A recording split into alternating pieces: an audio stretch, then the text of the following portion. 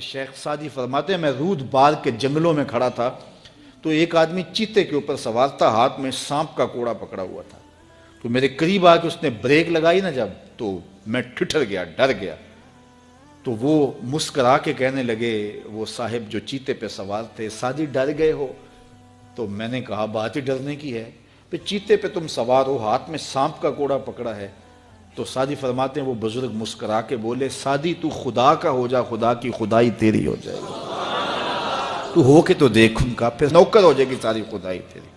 لیکن ہم جب زر کے پیچھے لگ گئے تو پھر غلام بن گئے۔ یہ دنیا کی مثال سائے کی طرح ہے، سائے کے پیچھے بھاگو گے تو آگے بھاگے گا، سائے کے آگے بھاگو گے تو پیچھے بھاگے گا۔ اللہ اکبر۔ حضور نے ایک سوراخ سے بیل نکلتے ہوئے دیکھا، نکلنے کے بعد پھر دوبارہ اس چھوٹے سے سوراخ سے وہ گھسنا چاہتا ہے لیکن وہ گھس نہیں پاتا۔ تو جبریل امین سے پوچھا یہ کیا ماجرا ہے؟ عرض کی یا رسول اللہ صلی اللہ علیہ وسلم یہ اس شخص کی مثال بیان کی گئی ہے جو زبان سے بڑا بول بول بیٹھتا ہے اور پھر اس کو واپس لینا چاہتا ہے تو وہ نہیں لے پاتا۔ جو آپ بول دیا پھر وہ واپس نہیں ہو سکتا، اس لیے بولنے سے قبل سوچ کے بولنا چاہیے۔ یہ بہت سارے تیر زبانوں کے، کچھ لوگوں کی عادت ہوتی ہے کہ وہ فٹ بول دیتے ہیں، وہ یہ نہیں سوچتے اس سے کسی کا دل دکھ جائے گا۔ اور بعض لوگوں کے رویے یہ ہوتے ہیں کہ سچا بندہ کھرا ہوتا ہے، کڑوا ہوتا ہے تو وہ ہمیشہ ہی کڑوے رہتے ہیں۔ یہ کون سی بات ہے؟ رسول اللہ سے بڑا سچا کوئی نہیں تھا، حضور سے میٹھا کوئی نہیں تھا۔ تو یہ کیا بات ہوئی کہ یہ خیال کر کے کہ میں سچا ہوں اور کڑوا ہوں، ہر وقت زہر اگلتے رہو، لوگوں کی عزتیں اچھالتے رہو، لوگوں کی آبروؤں پہ حملہ کرتے رہو کہ میں سچا ہوں اور سچا بندہ کھڑا ہوتا ہے بات کر دیتا ہے۔ اپنی گفتگو کو کنٹرول میں کرو، کسی کا دل نہ توڑو، کسی کے دل کو اذیت نہ پہنچاؤ، خلق خدا کی بہتری کا سوچو، خود سہ لو اپنے اوپر لیکن کسی کو تکلیف نہ پہنچاؤ۔ اللہ کے محبوب علیہ السلام جب ناراض ہوتے تھے تو اللہ کے محبوب علیہ السلام کے چہرے سے صحابہ پہچانتے تھے کہ حضور غصے میں ہیں۔ کوشش حضور کی ہوتی کہ کچھ نہ کہا جائے، اور اگر حضور علیہ السلام کچھ کہنا چاہتے تو پھر آقا کریم علیہ السلام اجتماعی طور پہ کہتے ہیں کہ بعض لوگوں کا یہ خیال ہے ایسا نہیں ہے ایسا ہے، تاکہ اس کو دیکھو کئی لوگ بھرے مجمع میں ایک شخص کو ٹارگٹ کرتے ہیں، ایسا کرنے سے اس کی عزت ہی باقی نہیں رہتی۔ اللہ کے محبوب ایسا نہیں کرتے تھے، جب کسی کو کہنا ہوتا تو بھرے مجمع میں حضور کہنے کی بجائے حضور ایک ویسے بات کرتے کہ بعض لوگ ایسے کرتے ہیں بعض ایسے کرتے ہیں، ایسے نہیں کرنا چاہیے، اور جس کا ماجرا ہوتا وہ سمجھ جاتا۔ تو یہ کوئی بات نہیں ہوتی کہ میں کھرا آدمی ہوں، میں سچا آدمی ہوں، میں لوگوں کے دل چیرتا رہوں، میں لوگوں کے دل پر حملہ آور ہوتا رہوں، لوگوں کے جذبات سے کھیلتا رہوں، لوگوں کو تکلیف اور آزار پہنچاتا رہوں، اور خلق خدا کے لیے میں تکلیف کا باعث بن جاؤں صرف اس بات پر کہ میں سچا ہوں۔ پہلی بات یہ ہے کہ یہ تیرا گمان ہے کہ تو سچا ہے اور کھڑا ہے، یہ تو اللہ کو پتا ہے کون کہاں کھڑا ہے۔ اس لیے یہ بات بہت اہم ہے کہ بولنے سے قبل سوچنا چاہیے، ایسے ہی زبان سے کوئی بات نہیں نکال دینی چاہیے۔ عربی کا ایک شعر ہے کہ جراحات السنان لہو تیام ولا یلتام ما جرح اللسان، کہ جو زخم نیزوں کے لگتے ہیں وہ بھر جاتے ہیں لیکن زبان کے تیروں کا زخم کبھی نہیں بھرتا، وہ تازہ رہتا ہے۔ اس لیے ہمیشہ سوچیں اپنی زندگی میں کہ ہماری زبان سے لگا ہوا تیر کسی کو گھائل تو نہیں کر رہا۔ اور کچھ لوگ ایسے ہوتے ہیں کہ وہ مر بھی جاتے ہیں لیکن ان کی زبان سے نکلے ہوئے تیروں کی زہر افشانی ختم نہیں ہوتی، اور کچھ لوگ ایسے ہوتے ہیں ان سے اختلاف بھی ہوتا ہے لیکن اس کے باوجود کوئی ایسا جملہ نہیں ہوتا ہماری جانب ان کی طرف سے آیا ہوا جو ہمیں تکلیف دے۔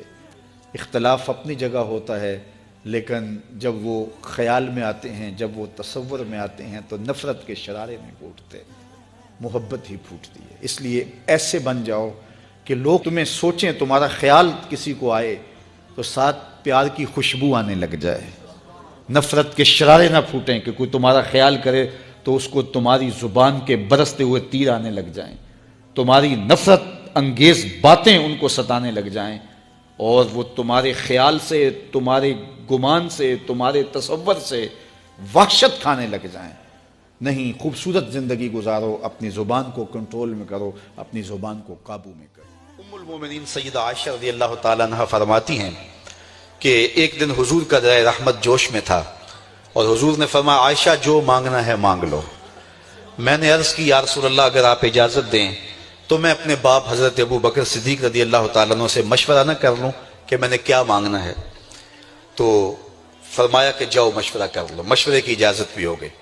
میں اپنے والد گرامی کی خدمت میں حاضر ہوئی اور کہا کہ دریائے رحمت جوش میں ہے اور رحمت کا باڑا برس رہا ہے۔ حضور نے فرمایا عائشہ جو مانگنا ہے مانگ لو، یہ اتنا سنہری موقع ہاتھ آیا ہے تو میں چاہتی ہوں کہ کوئی مانگوں تو اہم شے مانگوں، تو آپ کی خدمت میں حضور سے اجازت پا کے حاضر ہوئی ہوں، مجھے بتایا جائے کہ میں حضور سے کیا مانگوں تاکہ کوئی چھوٹی چیز نہ مانگوں بڑی چیز مانگوں۔ تو حضرت ابو بکر رضی اللہ تعالیٰ عنہ نے فرمایا کہ بیٹا حضور سے جا کے کہنا کہ معراج کی خلوت خاص میں اللہ نے آپ سے جو راز کی باتیں کی تھی ان باتوں میں سے ایک بات بتا دو۔ مانگا بھی تو علم مانگا، اور عائشہ میرے سے وعدہ کرو جو حضور بتائیں مجھے بھی آ کے بتانا ہے۔ ام المومنین حاضر خدمت ہو گئیں۔ حضور نے پوچھا عائشہ مشورہ ہو گیا؟ کہا جی حضور ہو گیا۔ کہا مانگو کیا مانگتی ہو؟ کہا حضور معراج کی خلوت خاص میں جب اللہ کے حضور حاضر ہوئے رب نے آپ سے راز کی باتیں کی تو ان باتوں میں سے ایک بات بتا دیں۔ حضور مسکرا پڑے۔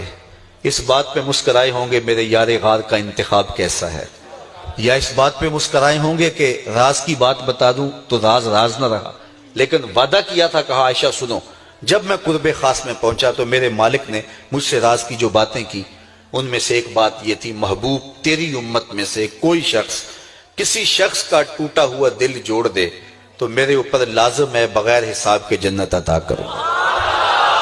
ام المومنین بہت خوش ہوئی اور اپنے والد گرامی سیدنا ابو بکر صدیق رضی اللہ تعالیٰ عنہ کے پاس آئیں اور ساری کہانی سنائی۔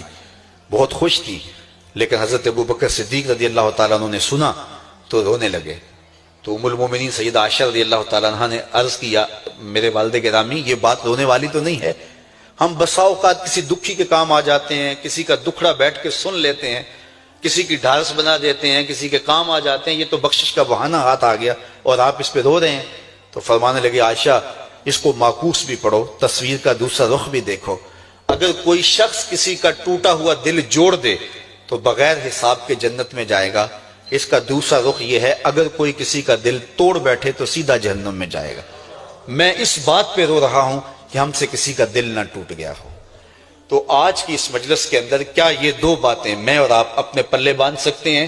ایک کا تعلق حقوق العباد سے ہے اور ایک کا تعلق حقوق اللہ سے ہے۔ حقوق اللہ میں سب سے اہم چیز نماز ہے، اور پہلا سوال قیامت کے دن نماز کا ہی ہوگا۔ بلکہ حضور نے معراج میں جو مختلف مظاہرے دیکھے ان میں ایک چیز یہ بھی دیکھی، کچھ لوگوں کے سر پتھر سے کچلے جا رہے تھے، پھر صحیح ہو جاتے پھر کچلے جاتے۔ جبریل سے پوچھا یہ کون لوگ ہیں؟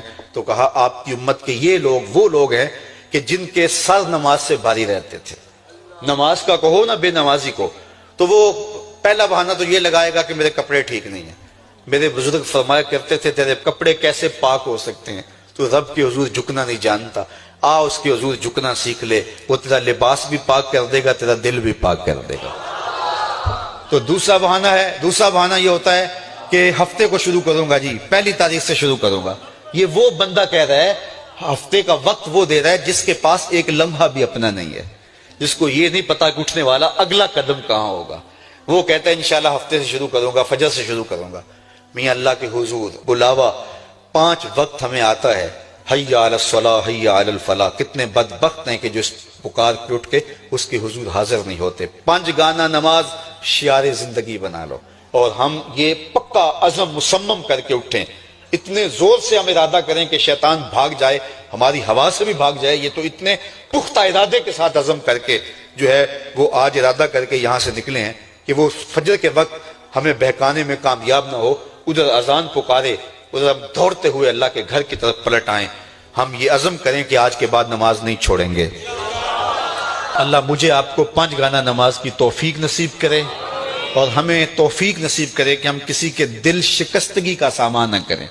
ٹوٹے ہوئے دل جوڑ سکیں تو ضرور جوڑیں، اور کسی کا دل توڑنے سے ہم گریز کریں اور اپنی زندگی کو ایک خوبصورت پیرائی کے اندر گزارنے کا ارادہ کریں۔